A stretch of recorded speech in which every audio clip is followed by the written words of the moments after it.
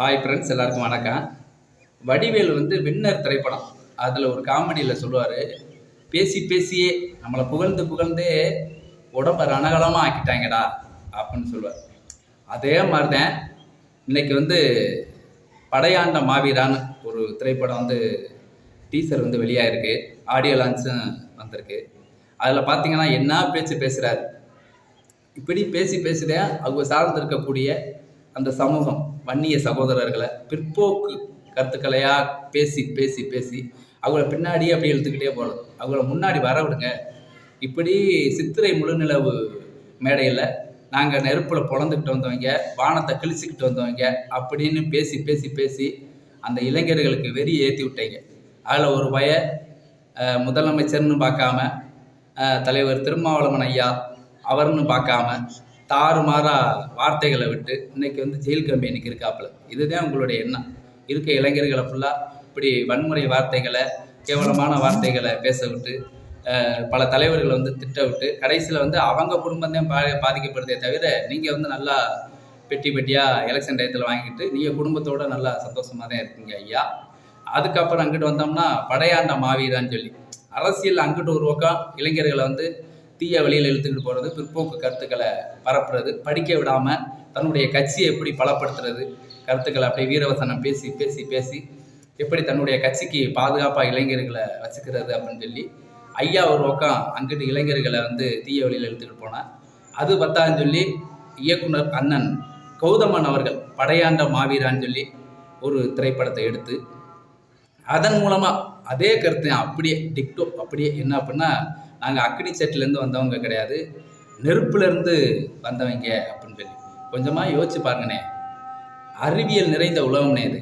Smart ஃபோன்லாம் வச்சுருக்கேன். அறிவியல் நிறைந்த உலகத்தில் இருந்துக்கிட்டு நாங்கள் நெருப்புலேருந்து வந்தோம் அப்படின்னா ஏற்றுக்க முடியுமாண்ணே? ஏன்னே டாக்டர்கிட்ட போய் கேளுங்கண்ணே. ஐயாவே டாக்டர் தான், ஆனால் அவருக்கு தெரியாது. நீங்கள் 4 பேர்கிட்ட போய் கேளுங்க.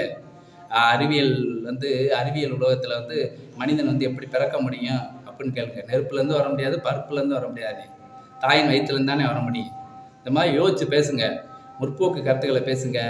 அந்த வன்னிய சகோதரர்களை நல்ல ஒரு முற்போக்கான கருத்துக்களை பேசி அவங்கள வாழ்க்கையில் முன்னேற்றம் அடைகிறதுக்கு என்னென்ன வழிவகை செய்ய முடியுமோ அதை செய்யுங்க. நீங்கள் படம் பண்ணி கோடி கோடியாக சம்பாரித்து அடுக்கு மேலே அடுக்குமாடி கட்டி நல்ல பெரிய ஆள் ஆகிறதுக்கு அவங்கள பகடக்காயாக பயன்படுத்தாங்க. அந்த இளைஞர்களை இப்போ அந்த மேடையில் பேசின அந்த பையன், சின்ன பையன், முதலமைச்சரையும் ஐயா திருமாவளவன் அவர்களையும் கேவலமாக பேசுனதுனால இன்றைக்கி அந்த பையன் கம்பெனிக்கு இருக்காப்புல. நாளைக்கு அந்த பையன் ஒரு அரசு தேர்வு எழுதணும் அப்படின்னா அவனால் முடியுமா? எஃப்ஐஆர் போட்டிருப்பாங்க. அரசு தேர்வு எழுத முடியாது அந்த பையன். சாதாரண அவங்க அப்பா சாதாரண ஒரு கூலி தொழிலாளி, ஆட்டோ ஓட்டுறவர்.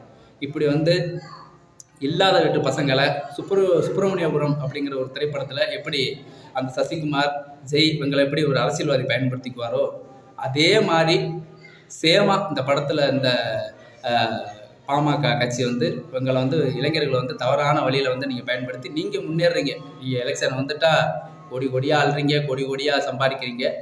ஆனால் அவங்களால 10 பைசாவுக்கு பிரயோஜனம் இருக்காது. உங்களைகிட்டே அவங்களுக்கு 10 பைசாவுக்கு பிரயோஜனம் இருக்காது. ஏதாவது உதவி பண்ணுவீங்களா? ஒன்றும் கிடையாது.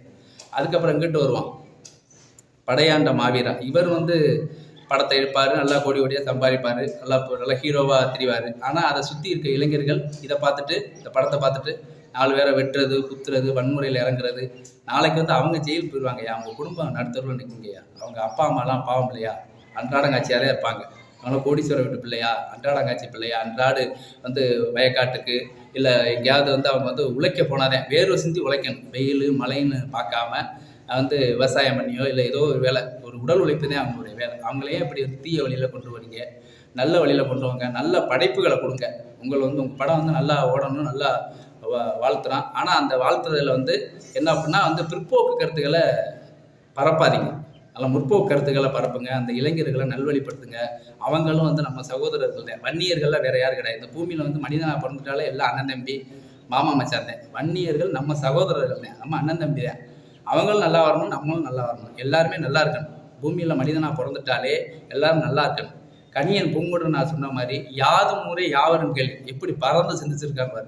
உலகத்தில் இருக்க எல்லா நாடும் நம்ம நாடு தாண்டா, எல்லா மனிதனும் நம்ம அண்ணன் தம்பி தான். அப்படி இருக்கும்போது தமிழ்நாட்டில் இருக்க வன்னிய சகோதரர்கள் யார்? நம்ம அண்ணன் தம்பி தான். அவங்க நல்லா இருக்கணுங்க. அரசியல் ஆதாயத்துக்காக அந்த இளைஞர்களுடைய வாழ்க்கையை பாழ்படுத்தாதீங்க. நம்ம சகோதரர்கள் அவங்களும் நல்லா இருக்கணும். நல்லா முற்போக்கான கருத்துக்களை பரப்புங்க. நல்லா படிக்க சொல்லுங்க. படிக்கிறதுக்காக படிப்பை வச்சு ஒரு திரைப்படத்தை எடுங்க. அந்த இளைஞர்கள் வந்து நல்வழிப்படுத்துங்க. அவங்க நல்லா வரணும். இந்த தமிழ்நாடு வந்து எல்லாரும் படித்தாதான் டெவலப் ஆக முடியும். ஒரு சாரார் மட்டும் படிச்சுட்டு ஒரு சாரார் படிக்கலை அப்படின்னா வந்து தமிழ்நாடு வந்து டெவலப் ஆகுது. டோட்டல் இந்தியாவே அப்படித்தான். எல்லாரும் படிக்கணும், எல்லாருக்கும் கல்வி போய் சேரணும், எல்லாரும் முற்போக்கான கருத்துக்களை சிந்திக்கணும். பிற்போக்கான கருத்துக்களை தயவு செய்து பேசாதீங்கயா. இது போல ஒரு நல்ல கருத்தோடு மீண்டும் சந்திப்போம். நன்றி, வணக்கம்.